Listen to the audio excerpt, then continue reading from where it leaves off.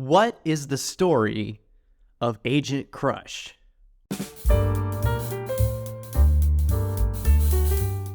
Hi, I'm Ben. This is Puppet Tea. I've got some tea here. It's turmeric green tea. It's pretty good, usually. It's just steeping right now. And so I might do like a full-length video essay on this later because I find it a really fascinating subject. But I thought I would just, have an off-the-cuff chat with you guys about Agent Crush. Just because I find it really, really fascinating. So a little background. In the early 2000s, there was a lot of stuff happening in the puppetry community. There was a lot of projects getting underway and getting started. And one of those was a movie called Agent Crush.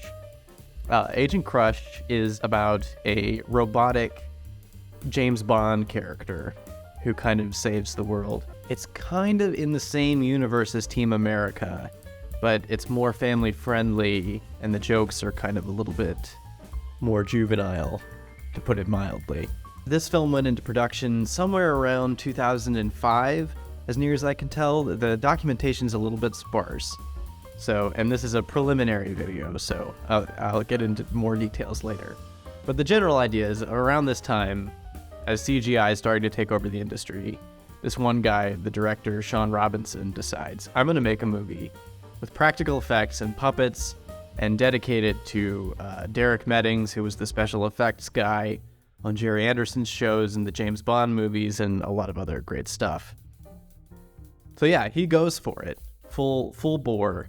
Gets this big multi-million-dollar budget. It has an amazing cast.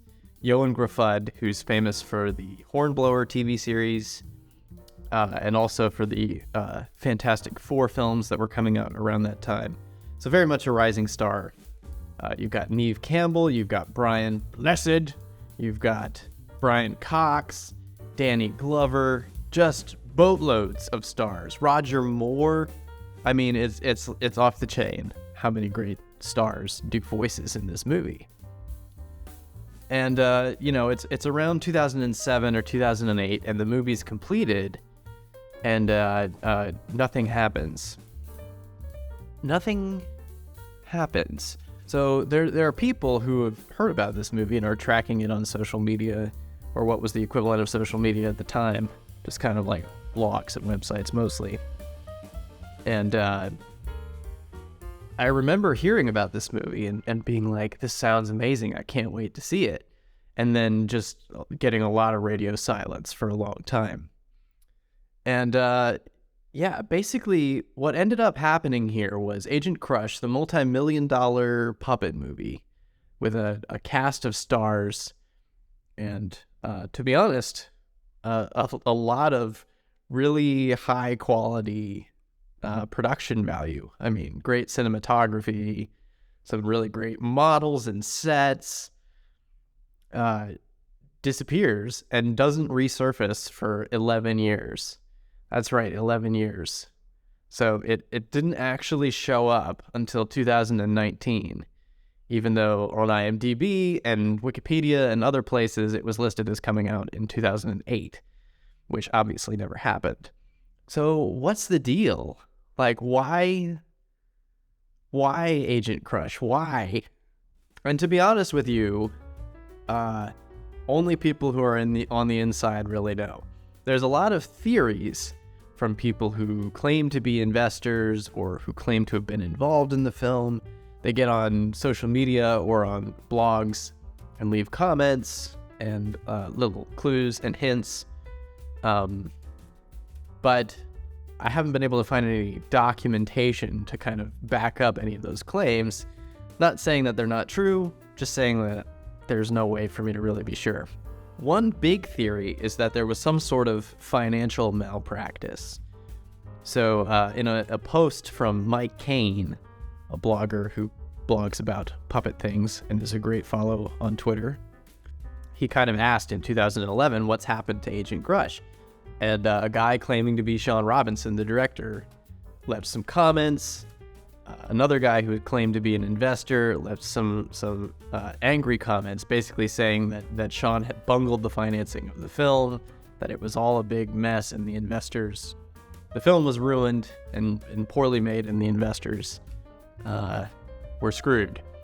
And Sean, of course, disputed this, and they had a very public slinging it out, if in fact these were even the people that they claimed to be, which, again, there's no way to know. Yeah, so and other people, other places, I've seen theories that it was a malpractice on the part of some of the producers or the financing company or financing partner.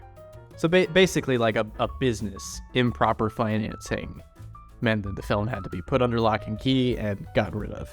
Another theory that I've only just heard recently is that there's a racist character in the film, and that it was buried by distributors because racism.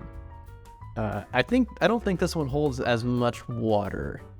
There are some stereotypical characters in the film, things that could be considered offensive in the film, but no more so than something like Team America, which had been a big hit a few years before. And yeah, I don't see any evidence that happened, but anything's possible. Again, lack of evidence. The theory that's the hardest to swallow and the most painful is that Agent Crush disappeared because it's not actually very good. So Agent Crush contains a lot of great stuff. It is available now. You can get it on Amazon Prime at the time of this recording. And having finally watched it after so many years of questioning and wondering about it, I do think that some of the criticisms of it are fairly legitimate. The story is a bit weak. I think it has a lot of strong elements conceptually, like the idea of a robotic James Bond character really appeals to me, and I think is a great idea for a film. And puppetry is probably a great way to do that. In fact, my friend Adam Luff, who you guys should follow, reminded me that Captain Scarlet originally started out as a story about a mechanical man. Now, for those of you who don't know Captain Scarlet, it's a show about a guy who's regenerated by aliens and given the power of retro-metabolism so that he can suffer terrible, grievous injuries and recover automatically. Still feels pain, still suffers, but he basically becomes the indestructible man, and he uses these powers that he got from the aliens to fight against them in kind of a Cold War scenario. Very interesting show. Whole separate video. And of course, Captain Scarlet is pretty well known and an international success. Agent Crush has kind of disappeared off the radar. So clearly there's something to that like core concept, and the James Bond parody is a rich subgenre of its own. So it's not really that's the problem. It's kind of the specific execution of this story that I find to be a bit lacking. There's places where the direction feels a bit choppy. It feels like the actors are a bit at sea, where one character will be talking to another character, and it seems it's very apparent that they were recorded at different times. There's a lot of odd editing choices in the movie. It feels weird pacing-wise. It kind of goes off on tangents, in my opinion. And then the kind of like the fundamental issue that people keep coming back to with Agent Crush is the puppets themselves. These puppets are kind of a cross between the Thunderbirds puppets, or the Captain Scarlet puppets, Team America puppets, and a more realistic but caricature type puppet like you would see in something like Spitting Image. They're very well sculpted and designed, I think. Like there's some interesting design work that's gone into them, but but somewhere along the line something went wrong and it just doesn't work. It's possibly the combination of like some of the awkwardness and incompleteness, I guess, of the story.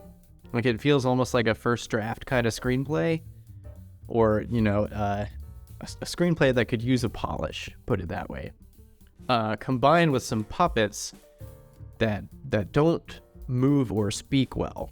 That's kind of key to understanding why they don't quite work, in my opinion and in the opinion of other people.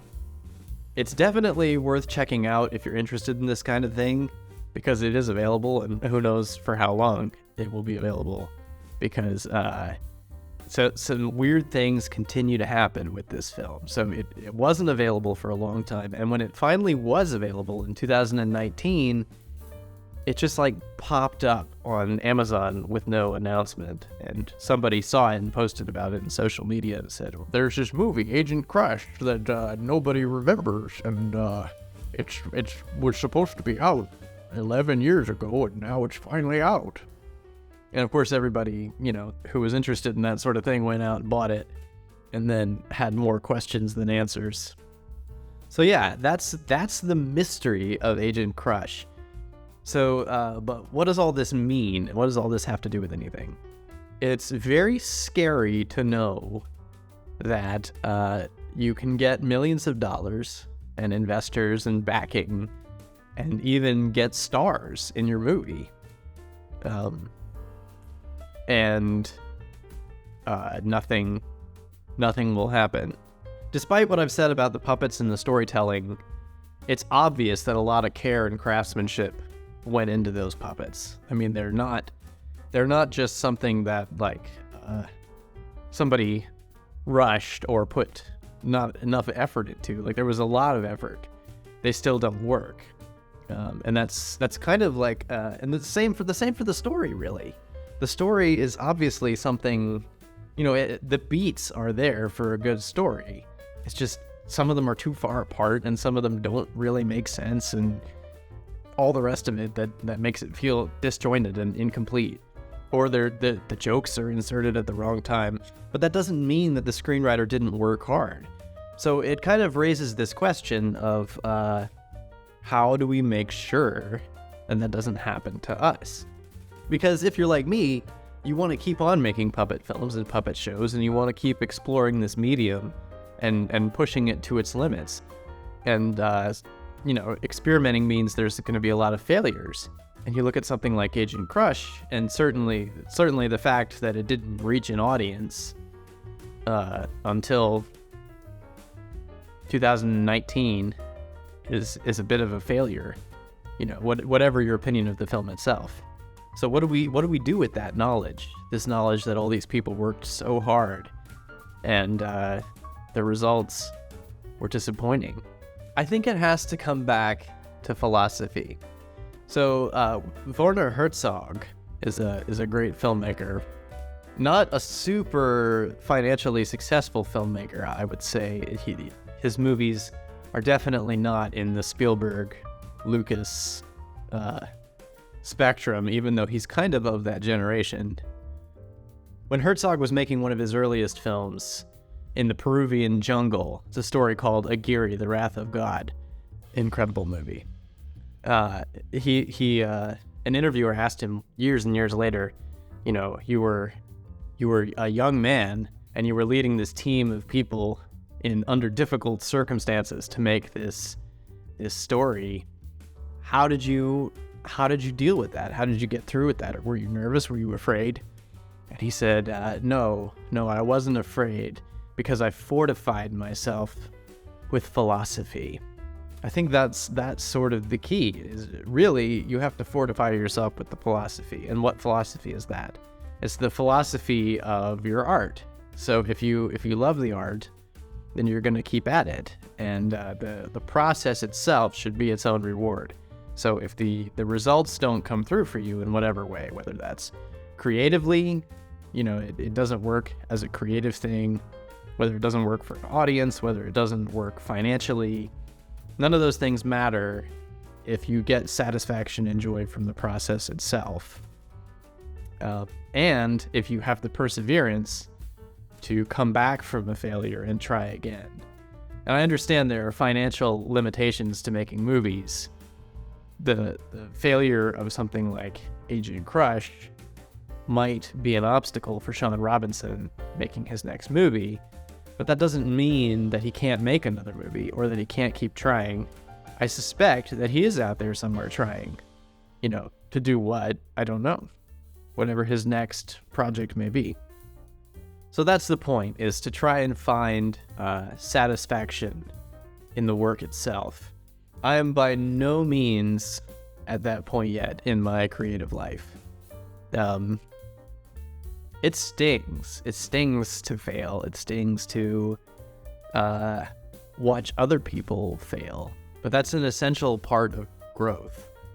I say fail bigger and fail faster, so that you can move on to the next thing and the next success. And I would rather be failing doing puppet films than succeeding doing other things, because it's what matters the most to me in terms of work. So yeah, I hope that whatever's going on in your life, whatever project you're working on, that you take Agent Crush as an example of perseverance in the face of obstacles. It did come out. It took 11 years from completion of the movie, but it did come out, and you can go and watch it now. I recommend that you do so if you're interested in this kind of thing. It is kind of a completionist-only kind of movie. It's not something that I feel like everybody who's interested in puppet films has to watch because of some of its weaknesses, but it is a fascinating phenomenon. So yeah, that's all for now. That's all for Agent Crush today. Crush rocks, as they say. Be sure to like and subscribe to this channel for more of this nonsense. And yeah, leave me a comment. Tell me if you've seen Agent Crush, if you want to see Agent Crush, and tell me what projects you're working on. I love to feature your project on this channel and talk about it more. So until next time, I'm going to have some tea, because I've been so busy talking about Agent Crush that I haven't even finished my tea yet. And this has been a long, rambly video. Delicious.